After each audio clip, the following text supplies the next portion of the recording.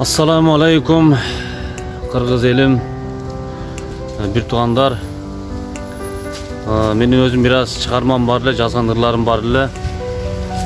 Ошону окуп берсем, кайсы бир өзүмдүн кыргыз жердештерибизге, кыргыз элибизге, башка бир саясатчыларга, өзүбүздүн бир карапайым элдерге да бир сабак боло турган деген ойдо бир ыр жазган элем. Ошону окуп берейин сиздерге.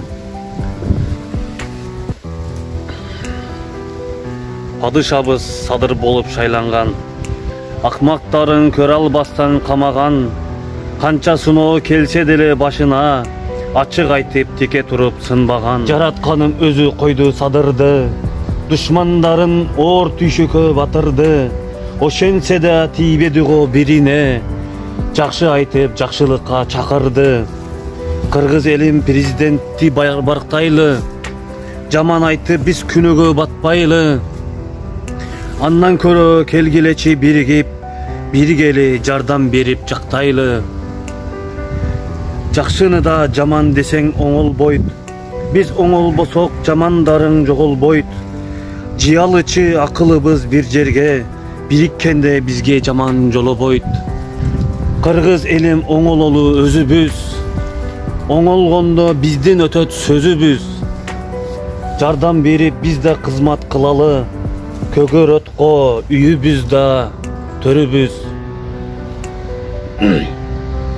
Ар бир кыргыз кызмат кылсын жерине, адамдардын жараша болот пелине. Өнүккөнгө аракет кылсак баарыбыз, коңшулардын тик карайсın бетине. Жеп кеткендин Аллах берет жазасын, аалымдардын алалычы батасын. Кулк мүнөздү оңдойлучу келгиле, өнүккөндө башкаларга жагасын. Сүйлөгөндө ко сүйлөйбүз булбулдай, асмандабыз калкып жүргөн булуттай.